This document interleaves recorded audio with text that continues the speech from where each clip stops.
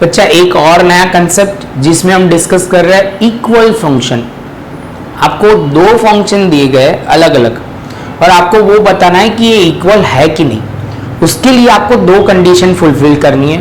पहला जो पॉइंट है, दोनों के डोमेन सेम होने चाहिए, और दूसरा है उसकी फंक्शनल वैल्यू जो आएगी, रेंज आएगी, वो दोनों के सेम आने चाहिए। तब जाके हम बोल सकते हैं कि ये दोनों फंक्शन इक्वल है। लेकिन प्रॉपर समझते हैं, वर्ड टू वर्ड समझते हैं तो ज़्यादा क्लियर होगा।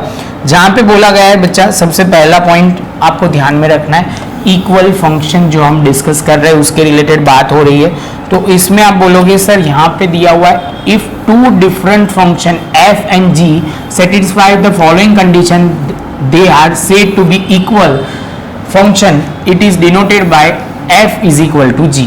जहाँ पे बोला गया है कि आपकी ये दोनों कंडीशन इक्वल होगी तो सिंबॉलिकली हम क्या बोलेंगे, function f is equal to function g, या आप सिंपल वे में लिख सकते हो f is equal to g।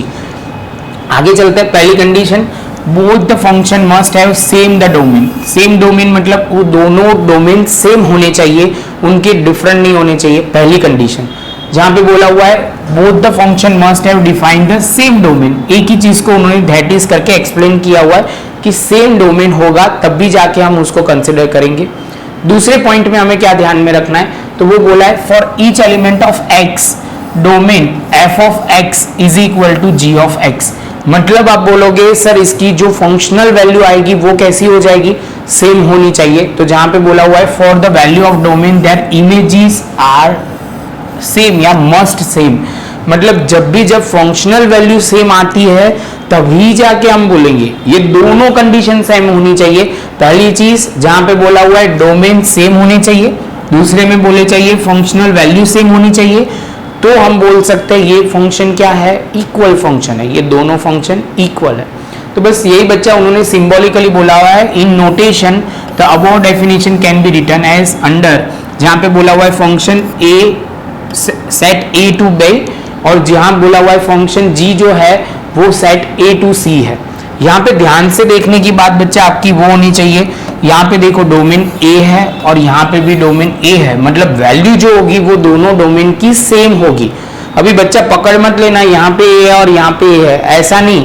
अंदर जो वैल्यू होगी मैं ऐसे लिख सकता हूँ, यहाँ पे B है और यहाँ पे A है, लेकिन अंदर जो वैल्यू होगी डोमेन की वो सेम होनी चाहिए। दूसरी बात, each and for each x belongs to A, मतलब दोनों में a की वैल्यू जो है वो x जो बिलोंग करता है वो दोनों में सेम होना चाहिए। मैं ऐसे भी लिख सकता हूं x belongs to a and b। तो ये जो चीज है वो आपको ध्यान में रखना है कि x की जो वैल्यू है a एंड b में सेम है, वो डोमेन सेम हो गया। अब आ जाती है फंक्शनल वैल्यू को इक्वल करने की, तो लिखेंगे functional value of x is equal to functional value of x। Then हम क्या बोल सकते हैं, f is equal to g।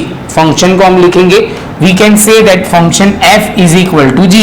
तो वो ध्यान में रखना है बच्चा, बहुत सिंपल है, डोमेन इक्वल कर दो, फंक्शनल वैल्यू इक्वल कर दो, तो आपका ये दोनों फंक्शन जो होगा वो इक्वल हो जाएगा।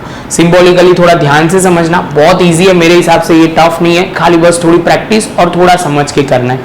तो बस बच्चा यहाँ तक रखते हैं, प्रॉपर लिख लो। मिलते हैं नेक्स्ट लेक्चर में, इसके सम के साथ इलास्ट्रेशन जो होगा उसके साथ हम डिस्कस करेंगे।